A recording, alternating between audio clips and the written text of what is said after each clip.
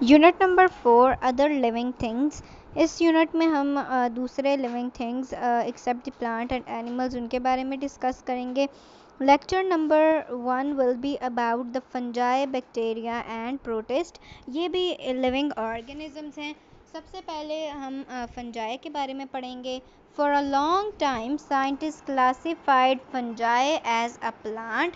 बहुत लंबे अरसे तक साइंटिस्ट ने फंजाई को in the class of plant ही क्लासीफाई किया हुआ था। However, the more scientists learned about fungi, the more they realized they belong to kingdom of their own। वो कह रहे हैं कि जैसे जैसे फिर साइंटिस्ट ने रिसर्च की और उन्हें पता चलता फंजाई के बारे में, तो उन्होंने रियलाइज़ किया इस बात को कि ये जो फंजाई हैं ये प्लांट की किंगडम से बिलोंग नहीं करते, बल्कि इनके लिए एक अलग किंगडम होनी चाहिए जो कि इनकी ही हो। ठीक है। Here are some main differences between the plant and fungi. कुछ डिफरेंसेस जो हैं वो हम पढ़ेंगे प्लांट और फंजाई के दरमियान में।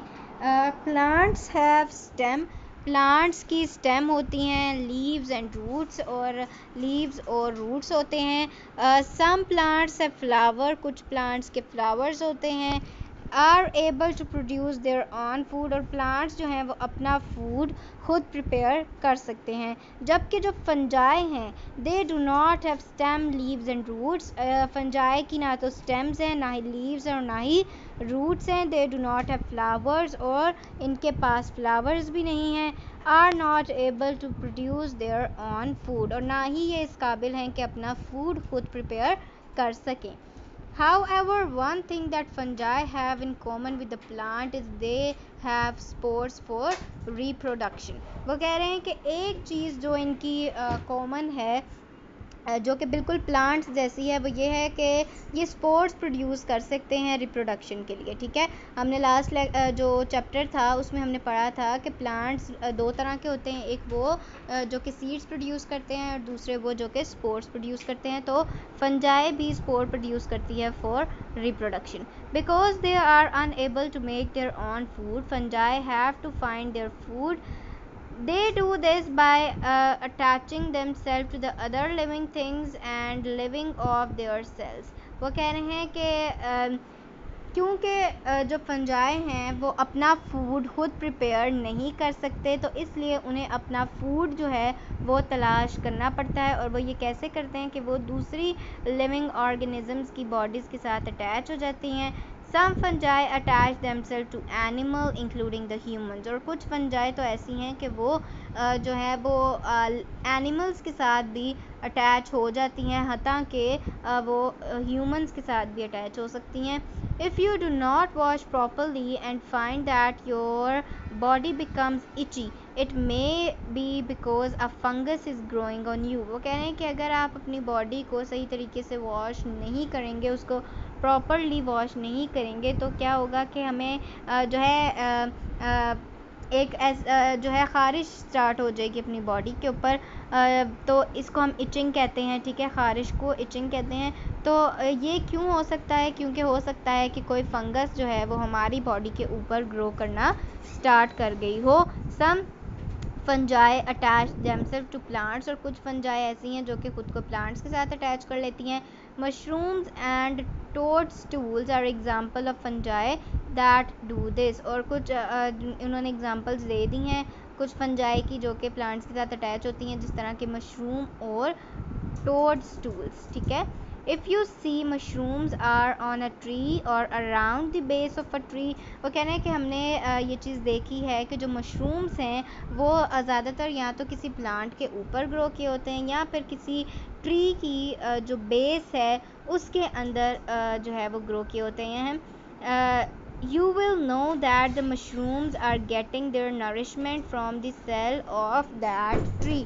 और हमें ये बात पता होनी चाहिए कि जिस ट्री के पास या जिस ट्री के ऊपर जो है ये मशरूम अटैच है, ये उसी के सेल्स से अपनी नरिशमेंट और अपनी जो भी इनको ग्रो करने के लिए और ज़िंदा रहने के लिए जो जो चीज़ें रिक्वायर्ड हैं ये उसी ट्री से लेती हैं।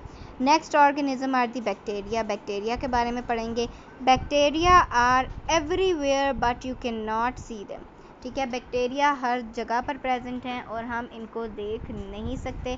Bacterias are microscopic. Bacterias microscopic होते हैं, यानी हम इनको माइक्रोस्कोप से देख सकते हैं। Microscopic life form that live on and in the other living things. वो कह रहे हैं कि माइक्रोस्कोप से नज़र आते हैं और ये जो है किसी भी लिविंग थिंग के ऊपर भी रह सक रहे होते हैं या फिर दूसरे लिविंग थिंग्स के अंदर भी ये ज़िंदा रह सकते हैं। Microscopic means they are so small that they can only be seen through a microscope. Microscopic होने का मतलब ये है कि ये इतने स्मॉल हैं कि हम इनको सिर्फ माइक्रोस्कोप से ही देख सकते हैं। Bacteria are the simplest form of living thing. Bacteria जो है वो सबसे सिंपल फॉर्म है लिविंग थिंग की, बिल्कुल सिंपल ऑर्गेनिज्म है। एक सेल से मिलकर बने हुए होते हैं बैक्टीरिया, सिर्फ इसलिए इनको हम सिंपल जो है नाम दे रहे हैं कि ये बिल्कुल सिंपल फॉर्म है लिविंग थिंग की। They only have one cell. इनकी बॉडी में सिर्फ एक सेल होता है। In comparison a human is made up of trillions of cell. और अगर कंपैरिजन देखा जाए तो जो एक ह्यूमन है वो ट्रिलियंस ऑफ सेल्स से मिलकर बना हुआ है, यानी बहुत सारे सेल्स, ट्रिलियंस ऑफ सेल्स से मिलकर बना है एक human. The role of bacteria is to act as a decomposer. Bacteria का काम क्या है? डिकम्पोज करना। ठीक है, यानी अगर कोई लिविंग थिंग जो है उसकी डेथ हो गई है, या प्लांट है, एनिमल्स हैं, जब वो उनकी डेथ हो जाती है तो बैक्टीरिया क्या करते हैं? बैक्टीरियाज उनकी बॉडी के साथ जाकर अटैच करते हैं और उनको एक तरह से गलाने का काम करते हैं, उनकी बॉडी को ब्रेक डाउन करते हैं और उनको सिंपलर फॉर्म्स में कन्वर्ट करते हैं। They break down the chemical elements inside the other organism. और ये जो बैक्टीरियाज हैं ये जो केमिकल वगैरह एक ह्यूमन या दूसरे जितने भी लिविंग ऑर्गेनिजम्स हैं उनके अंदर जो केमिकल्स वगैरह प्रेजेंट हैं उनको ब्रेक डाउन का काम करते हैं। जर्म्स और बैक्टीरियाज, और जो जर्म्स वगैरह होते हैं वो भी बैक्टीरियाज ही होते हैं। Next we will discuss about the protist. Protist भी एक लिविंग ऑर्गेनिज्म है। There are two main types of protist, protozoa and algae. ठीक है, जो प्रोटिस्ट हैं उनके आगे से दो तरह के उसके अंदर एनिमल्स पाए जाते हैं, कि प्रोटोजोआ और दूसरा है एल्जे। ठीक है, अब हम पढ़ेंगे कि प्रोटोजोआ और एल्जे क्या हैं। Like the bacteria, protozoa are microscopic single cell organism. However, they do not live on other organism, they are free living। वो कह रहे हैं कि बैक्टीरियाज की तरह जो प्रोटोजोआ हैं ये भी माइक्रोस्कोपिक हैं, यानी सिर्फ माइक्रोस्कोप से नज़र आते हैं, और साथ ही साथ सिंगल सेल हैं, यानी सिर्फ एक सेल पाया जाता है बैक्टीरिया की तरह प्रोटोजोआ के अंदर भी। However, they do not live on other organisms। Bacterias अभी हमने ऊपर पढ़ा कि बैक्टीरियाज जो हैं वो दूसरे लिविंग थिंग्स के ऊपर भी रह सकते हैं और उनके अंदर भी रह सकते हैं, लेकिन जो प्रोटोजोआ है वो एक फ्री लिविंग ऑर्गेनिज्म है, ये अपनी ज़िंदगी सेपरेटली गुजार सकता है, बिल्कुल free. That means they can easily move from one organism to other. इसका मतलब ये हुआ कि ये एक ऑर्गेनिज्म से दूसरे ऑर्गेनिज्म तक मूव कर सकते हैं। Some protozoa are eaten by fish. कुछ प्रोटोजोआ को फिश खा लेती हैं। Other cause diseases in animal. और जो दूसरी प्रोटोजोआ हैं वो एनिमल्स के अंदर डिजीज़ कॉज कर सकते हैं, एनिमल्स के अंदर बीमारियां जो हैं उनको बीमार कर सकते हैं। Protozoa have an animal like cell. और प्रोटोजोआ का जो सेल है वो बिल्कुल एनिमल सेल की तरह ही होता है, जिस तरह एनिमल का सेल है उसी तरह प्रोटोजोआ का cell. Other type of protozoa is the amoeba.